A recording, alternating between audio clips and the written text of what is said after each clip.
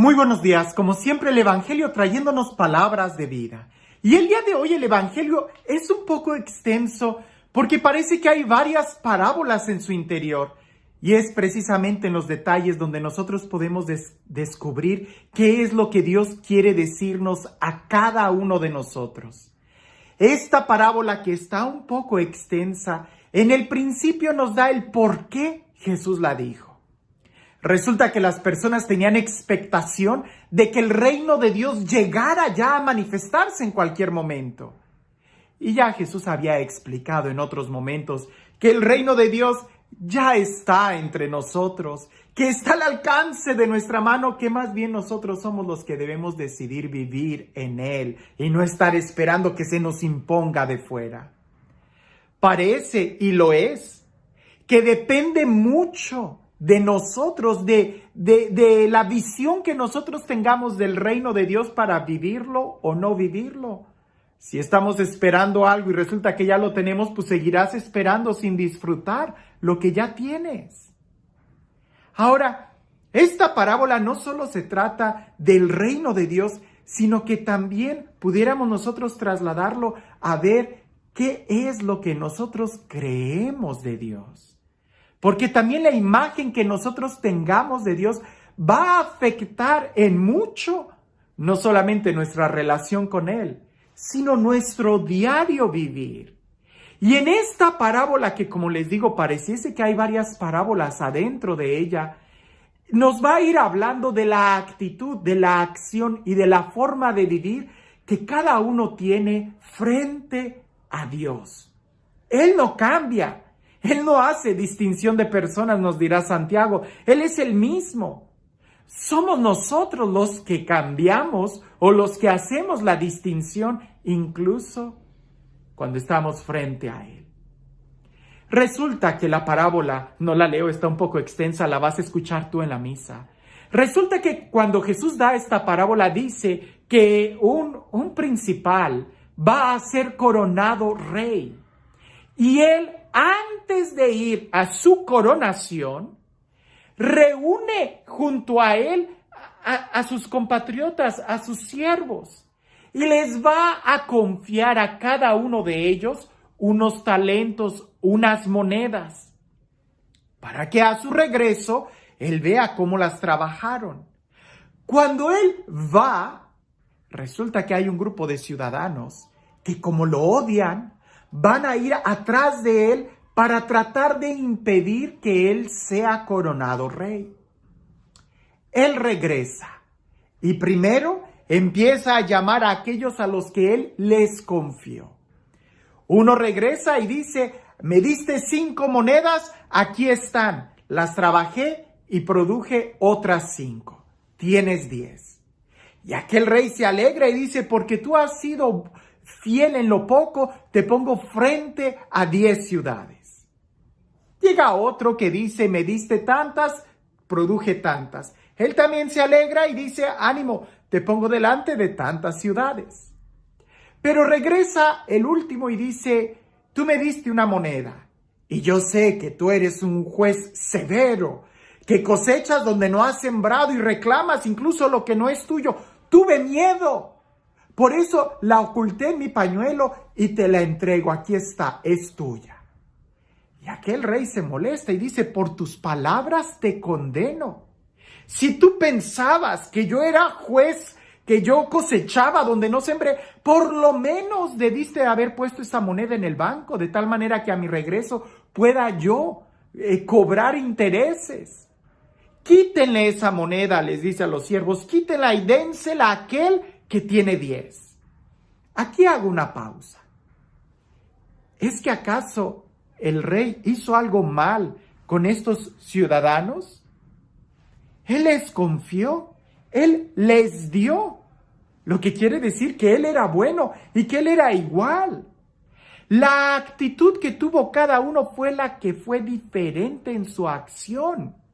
¿Y qué es lo que condicionó la actitud de cada uno? Queda claro en la expresión del último. Tuve miedo, porque tú eres alguien que cosecha donde no sembró, y tuve miedo, me dabas miedo. Por eso se paralizó, por eso no actuó. En cambio, los otros que sí actuaron es porque muy seguramente han de haber pensado de esta manera. Si el rey confió en mí, yo también voy a confiar en él. Y voy a trabajar las monedas, voy a arriesgarme. La consecuencia, tuvieron buena producción. Pero aquel que tenía mala imagen del rey, tuvo miedo y se detuvo. Las decisiones él las tomó basadas en el miedo. Aquí nosotros podemos primero reflexionar. Número 1, no tomes ninguna decisión basada en el miedo, basada en la angustia, basada en la inseguridad o peor aún, basada en el odio, en el rencor, como el primer grupo de ciudadanos que al final nos explica qué pasó con ellos. No tomes ninguna decisión impulsada por el miedo, por el rencor, por el odio. Más bien date cuenta qué es lo que motiva las decisiones de tu vida. ¿La confianza? ¿La seguridad? ¿El amor? ¿La fe? ¿La esperanza? Porque si tú tomas decisiones basadas en la fe, en el amor, en la confianza, eventualmente vas a recibir eso. Aquel que confía vive confiadamente. Aquel que tiene esperanza va a vivir en paz. Pero aquel que vive en miedo y que toma decisiones con miedo, la respuesta va a ser miedo, va a ser inseguridad. Y al final vas a terminar perdiendo lo poco que tienes. No porque el que te confió sea malo, sino porque tus decisiones fueron equivocadas. ¿Y cómo no van a estar equivocadas si estás tomando decisiones basadas en el miedo, basadas en el rencor, basadas en el egoísmo, basadas en la venganza? Eso hace que se te escape de las manos la vida. Al final, dice el rey, quiten esa moneda y dénsela al que tiene 10. Y los siervos le dicen, ¿pero por qué? Si el que tiene 10 ya tiene 10. Él dice, al que tiene se le dará más. Y el que no tiene, aún ese poco se le quitará. Así es la vida. Cuando tú tienes algo y lo pones a trabajar en confianza, vas a producir más. Pero cuando tú tienes algo y no lo trabajas porque estás paralizado por el miedo, por el odio, por el rencor, por malos sentimientos, no solamente no produce, sino que esto mismo se te quita. Lo pierdes. Pierde el valor. Y si esto lo vemos en cuestiones materiales, en cuestiones de negocios, que es un principio, con cuanto no mayor razón si lo trasladamos a relaciones personales, si lo trasladamos a sentimientos, si lo trasladamos a la vida espiritual. Aquel que actúa en amor, en confianza, va a tener más amigos. Pero aquel que siempre está moviéndose por miedo, por rencor, por crítica, que es avaro, que es ambicioso, aquel que las decisiones que tiene en su nivel de amistades son basadas en miedo, aún los pocos amigos que tiene los va a perder. Hay que aprender a confiar, hay que aprender a amar.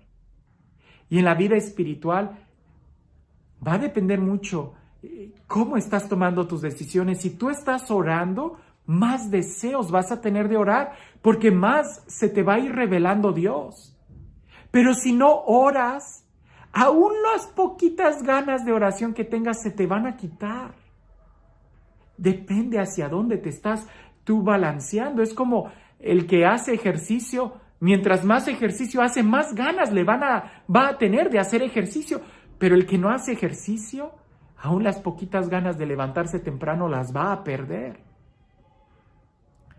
¿En qué va a depender mucho estas ganas que tengamos nosotros? Va a depender mucho de cómo es tu visión de Dios. Si tú crees que Dios es bueno, es misericordioso, así vas a vivir confiado en la misericordia. Pero si la visión que tú tienes de Dios es de alguien que castiga, alguien que es rencoroso, eventualmente tú te vas a ir paralizando y no vas a disfrutar la vida. Incluso, esto no depende de Él, depende de la visión que nosotros tenemos de Él. Y esto es importantísimo, porque incluso en la parábola del hijo pródigo, aquel hijo que sabía que tenía un padre lleno de amor, se equivocó, malgastó todos sus bienes, pero sabía que su padre era bueno. Eventualmente esa confianza de que su padre era bueno, sí, lo llevó a abusar del amor del padre, pero también lo llevó a recapacitar y a confiar en el amor del padre, que regresó y experimentó el amor del padre y ya no vivía afuera, sino ahora adentro. En cambio, el otro hijo, que creía que su padre era justo e incluso injusto, porque al final recibió a aquel hijo y él terminó creyéndose más justo que el padre, parece que no entró a disfrutar del banquete. Ahora, en la parábola del día de hoy, termina diciendo: y aquellos que no querían que yo fuera rey, tráiganlos y mátenlos delante de mí. Este rey era exactamente el mismo para todos. Aquellos a quienes se les puso al frente de ciudades es porque creían y confiaban que él era bueno. Aquel que se le quitó la moneda es porque creía que el rey era injusto. Y aquellos que odiaban al rey terminaron muriendo, porque cada uno recibió lo que ellos buscaban, lo que ellos creían de este rey. El reino de Dios no está afuera, está aquí, está dentro de nosotros. Más bien parece que va a depender mucho de cómo nosotros nos estamos acercando a Dios. ¿Porque confiamos, porque amamos en Él? ¿O porque tenemos miedo? ¿O porque lo aborrecemos, porque creemos que Él nos está quitando, cuando en realidad es Él el que nos está dando todo? Pareciese que antes de actuar tienes que hacer un alto y decir: ¿qué me mueve a tomar estas decisiones en mi diario vivir? ¿El amor o el odio? ¿La confianza o la inseguridad? La recomendación que yo te doy es de que no tomes ninguna decisión motivada por el odio, por el rencor, por el miedo, porque así nunca vas a crecer. Ahora, ¿cómo puedo vivir confiado? ¿Cómo puedo vivir en el amor? ¿Cómo puedo vivir en fe? Trata de limpiar la imagen que tienes de Dios. Porque si tú crees en el fondo de tu corazón que Dios es amor, entonces eventualmente vas a confiar en Él. Pero si aún tienes esa imagen de un Dios que castiga, pues eventualmente vas a tener miedo de tomar decisiones en tu vida. O te va a costar mucho acercarte a Él y orar. Este es un Dios de amor, es un Dios de vida, es un Dios de misericordia. Es un Dios que se acerca a cada uno de nosotros para bendecirnos. Que sea Él el que nos conceda poder descubrir el rostro misericordioso de Él, el rostro de la luz, el rostro del amor, y que sea Él quien el día de hoy nos bendiga, en el nombre del Padre, del Hijo y del Espíritu Santo. Te he platicado yo que tengo un amigo que cada quien habla de él de manera diferente. Su hijo lo ve como héroe. Su esposa lo ve como el hombre más tierno. Sus amigos lo ven como alguien en quien pueden confiar, un hombre trabajador. Pero su cuñada o su suegra lo ven como un flojo, como un haragán. Pareciese que todos tienen razón, pero cada uno se va a acercar a él de la manera en como ellos creen que él es. ¿Cómo te estás acercando tú a Dios? ¿Qué visión es la que tienes tú de Dios? Quizás en cierta manera has tenido una experiencia y te ha enseñado que Él es justo. Lo es. Pero te invito a que también veas la otra cara de Dios, que es amor, que es misericordia. Trata de conocerlo completamente, porque la visión que tú tienes de Dios en mucho te va a afectar a ti en el crecimiento y en la profundidad que tengas de su amor. Él viene a reinar, Él está aquí reinando. Está al alcance de nuestra mano. ¿Qué necesitas tú para brincar y vivir en el reino de Dios. Que tengas un excelente día.